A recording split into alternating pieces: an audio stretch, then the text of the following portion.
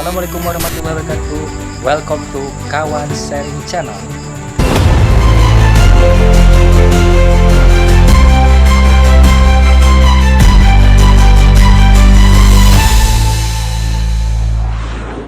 Baik, kawan-kawan semuanya, gimana kabarnya hari ini?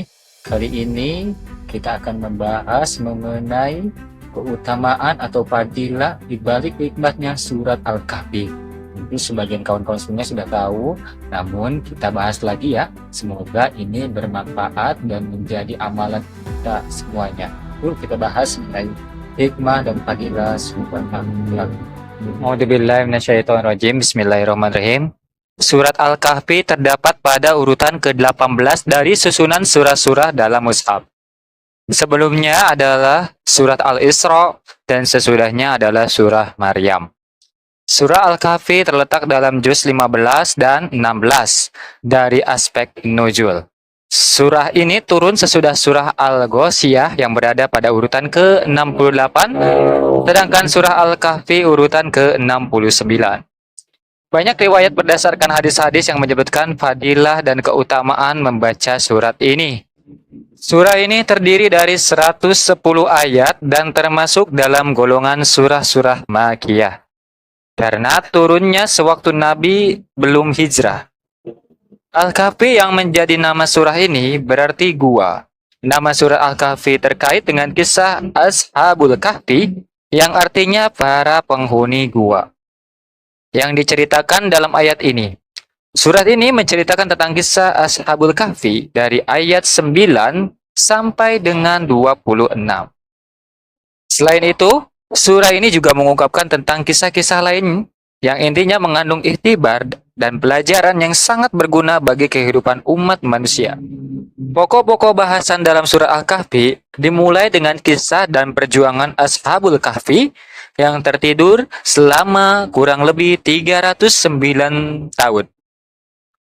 Ketika mereka terbangun, Allah ingin mengetahui perhitungan yang tepat dari mereka mengenai jangka waktu beberapa lama pemuda-pemuda tersebut tertidur dalam gua itu.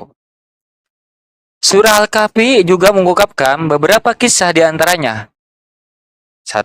Pertemuan Nabi Musa dengan Al-Khidir. Dalam rangka Nabi Musa ingin belajar banyak mengambil ilmu pengetahuan dari orang tua tersebut.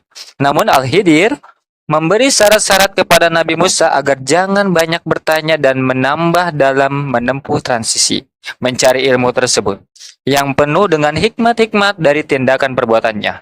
Kisah lain yang dirangkum dalam surah ini adalah kehebatan dan keluar biasaan karya Dzulkarnain, atau terkenal dengan sebutan Sultan Iskandar the Great, dalam pembangunan benteng setinggi gunung sehingga kaum Ya'juj Ma'juj tidak dapat masuk menyerang mereka dalam rangka melindungi kaum yang beriman.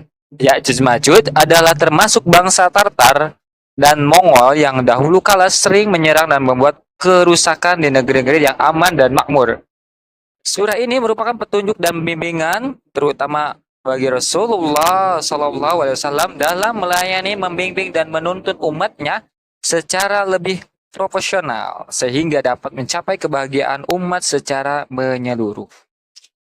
Adapun isi surah Al-Kahfi diantaranya adalah 1. Al-Quran adalah pembimbing manusia ke jalan yang lurus, penuntun hidup, pemberi peringatan sehingga memperoleh kegembiraan. 2. Memotivasi serta benteng keimanan dan beramal soleh tanpa unsur syirik. 3. Kekuasaan dan keluasan ilmu Allah yang tiada batas dan tiada pernah habis dikaji. 4. Kepastian datangnya hari kiamat. 5. Hidup di dunia sebagai cobaan, ujian dan persiapan menghadapi akhirat. 6. Profil pemuda beriman sebagai contoh adalah Ashabul Kahfi yang kokoh imannya. 7. Dasar-dasar hukum perwakilan atau wakalah, membangun masjid dan musola di atas kuburan, melakukan kesalahan karena lupa, hukumnya tentang kemaslahatan syariat Islam bagi umat dan hukum membaca kalimat insya Allah. 8. Kisah dua orang laki-laki kafir dan mukmin. Dan 9. Kisah Dzulkarnain dan kisah Ya'juj Ma'juj. Keutamaan membaca surat Al-Kahfi. Pertama adalah satu disinari cahaya. Rasulullah SAW bersabda, seseorang yang membaca surat Al-Kahfi di hari Jumat akan diberkahi cahaya antara dirinya dan Ka'bah. Yang kedua, terhindar dari fitnah Dajjal. Keutamaan baca surah Al-Kahfi selanjutnya terletak pada 10 ayat pertama. Hadis Rasulullah SAW dari Abu Darda radhiyallahu anhu menyebutkan, seseorang yang membaca 10 ayat pertama surat Al-Kahfi akan terhindar dari fitnah Dajjal. 3. Diampuni dosa antara dua Jumat. Menurut hadis sunnah, membaca surah Al-Kahfi juga mengandung keutamaan berupa ampunan dosa di antara dua Jumat bagi yang membacanya. Keempat, terhindar dari gangguan setan. Menurut anjuran Rasulullah SAW, salah satu cara melindungi diri dari godaan syaitan adalah dengan membaca surat Al-Kahfi pada malam Jumat atau hari Jumat. Bismillahirrahmanirrahim. Alhamdulillahilladzi anzala ala abdihi kitaba wa lam yaj'al lahu 'iwaja qayyiban liyunzira ba'san shadidan min ladunhu wa yubashshiral mu'minin ويبشر المؤمنين الذين يعملون الصالحات أن لهم أجرا حسنا. Baik, Masya Allah. Begitulah pembahasan mengenai surat Al-Kahfi.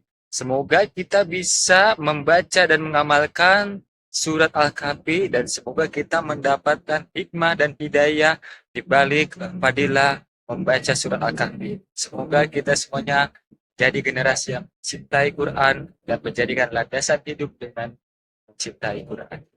Terima kasih. Mohon maaf bila ada kekurangan. Silahkan di-share dan di-komen apabila mungkin pembahasan kali ini kurang begitu detail atau ada kesalahan. Mohon maaf. Terima kasih. Dengan Alhamdulillahirrahmanirrahim. Assalamualaikum warahmatullahi wabarakatuh. Yuk.